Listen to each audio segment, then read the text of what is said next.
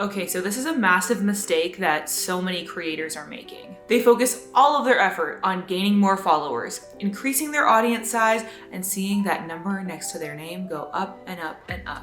But then the people who are already following them get totally ignored. Listen, you don't need more followers. If you want to be successful as a creator and grow a sustainable creator business, what you need is not a bigger audience size. What you need is a true community. But what's the difference? An audience is a group of people that are all listening to one person. It's a one-to-many form of communication, starting with the creator and ending with the audience. A community, on the other hand, that's many-to-many communication. It's a group of people tied together through mutual interests, mutual goals that happen to be connected through a creator like you or me. Communities have so much more longevity than audiences do. Ultimately, if your followers feel like they're a part of a community, like if they have other internet friends who are also fans of your content, they are way more likely to stick around as an engaged follower in the long term, rather than just being a passive consumer of your content for a short time and then moving on to something else. If they have other people that they connect with that enjoy your content, then they're going to be more engaged and more likely to maybe eventually purchase a paid offer from you. So let's talk about how you as a creator can actually put this into action. How can you take maybe a passive audience that you've already got and turn them into an engaged and active community? And how you can integrate that strong community into your plan for monetization in your business as well. Let's get into it. By the way, this video is sponsored by Thinkific. More on them in a little bit. Creating a true community out of your audience starts by creating a culture with your content. Okay, I know that might sound really intangible and theoretical, but let me explain, because I think this is something that a lot of creators don't grasp right away, but it's something that all of the successful creators are doing to build their communities. Okay, so we've all heard of corporate culture, right? The idea that any given workplace has certain values, a certain vibe that the employees who all work there share. What I'm suggesting with this piece of advice is that you create something similar within your content for your community. So you make sure that you establish a certain vibe and certain values that your community members are going to connect to, and you portray those clearly in your content. This is the first step to developing a real community, because when you start with this foundation, it means that the people that are going to be attracted to your audience and who are going to stick around long enough to form a community are going to have something in common with one another, which is obviously very essential for them to form bonds and connect beyond just watching your content. So how do you do this? Ultimately, it comes back to the values and the vibe that you portray in your content. You are going to be the originator of your community's culture, and you just got to figure out what you want that culture to be like, and then how can you infuse that into your content. When you do this effectively, it's not going to feel obvious. It's not going to be like smacking your audience in the face with like, my values are this, and if you like this vibe, stay on this channel. Like, that's not very natural. It's not organic. It's going to be something that's just a part of what your content feels like, so that it will naturally attract the kind of people you want in your community, and then people who don't really vibe with it will drift away. And that's okay. Remember, as a part of this community building process, if you lose followers here and there, that's all right. Part of this is really getting a sense of who your ideal community members are and making sure that you attract them, and then people who aren't part of that will leave. And that's cool. It means that the people that are left in your community are going to have a better chance at connecting with one another.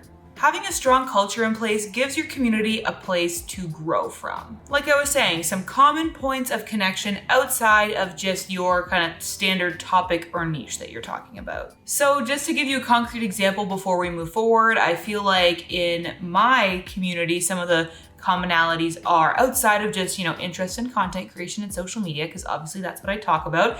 But I know some of y'all are also interested in the digital nomad life, in van life a little bit, probably somewhat in intentional or sustainable living. These are just a few things that I sometimes sprinkle in here and there because I'm interested in them, and I think it's kind of a part of that subtle underlying community culture, as well as values like self-love, body confidence, and women's empowerment, which I feel like are kind of also a part of the fabric of this community. But let me know your thoughts in the comments. Okay, so once you have that culture in place, now it's time to actually build up those community connections and get your followers talking to each other.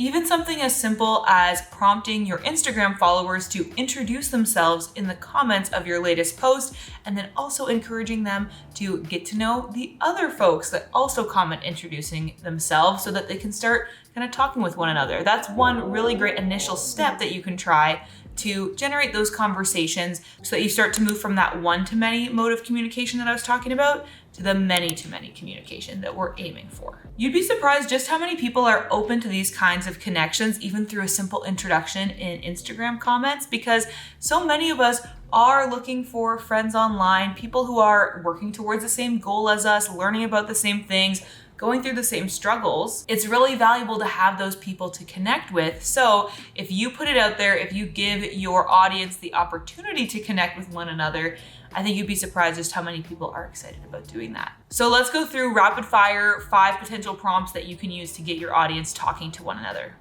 1, share a reel introducing yourself and prompt your audience to comment below introducing themselves as well. Maybe give them a specific prompt that is tied into your niche, like get them to share their favorite book or their #1 dream travel destination or their favorite food. And then of course, encourage them to meet other people in the comments. 2, you could try sharing friend dating profiles on your Instagram story. An artist that I follow, Similar, does this, and I think it's really fun. Basically what they do is they prompt their audience to submit sort of silly dating profiles into their DMs, and then they share those on their stories and prompt everyone to follow up with anyone that's shared on the stories if they want to reach out and become friends. So a lot of people will share their interests, the city that they live in, and what kind of activities they like doing, and then people make real live friend connections through Similar's Instagram stories. Now, you don't have to make it like in person. You could make it obviously for online connections, but I think doing a similar thing is a really fun and cute way to get your followers to connect with each other. 3, you could create a reel asking some basic interview questions and then prompt your audience to remix your reel, answering them back to you. And of course, you can share any remixes that folks make to your Instagram story. 4, if you have an email newsletter, try doing a weekly subscriber shout out where you prompt people to send in answers to maybe some standard interview questions, get to know you questions, and then you can share a little profile shouting out a different subscriber each week. Not only do people appreciate a shout out, but it's also a great chance for other readers to connect with the weekly shout out. And 5, of course, if you're looking for a more formalized way to develop a community out of your audience and a way to monetize the effort that you put into that as well, then you can check out Thinkific's new Communities feature. Thinkific is an online course building platform that allows creators to share their knowledge with their audiences and monetize that knowledge. Plus, they've got this great new feature called Thinkific Communities that is changing the online course game. Thinkific Communities is a new feature within their course building platform that allows creators to include a community tab inside their course or program.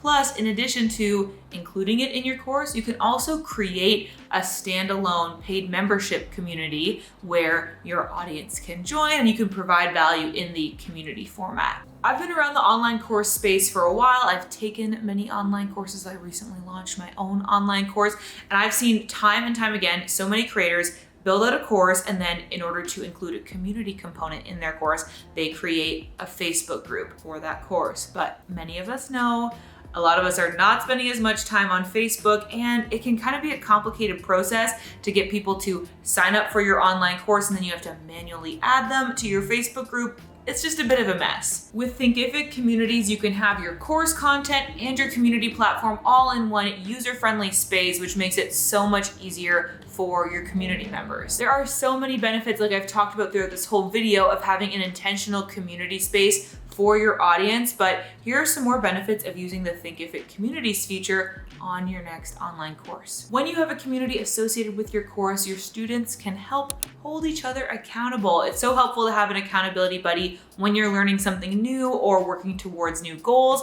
and you can easily facilitate that with the Thinkific community. Also, as a creator, you can use your community space to get a sense of what your audience wants. It's a really, really great market research tool. You can kind of keep an eye on what the frequently asked questions are, and as you help your audience out and serve them, you might be brainstorming future ideas for a new course or offering you could make to address some of those frequent struggles. And of course, with the Thinkific Communities tool, you can create your own custom community platform within Thinkific. So it's integrated, it's branded, it's just a lot more of a seamless and smooth experience for your community members and for you. In addition to having a dedicated community space, another really great method for helping to increase that community connection is to give your followers a common goal to work towards. Whether that's learning goals in a course hosted in Thinkific, for example, or maybe it's a free challenge that you're hosting through your email list platform. Whatever it is, if you can give your community a common purpose or goal that they're working towards achieving, that's going to be a really, really great way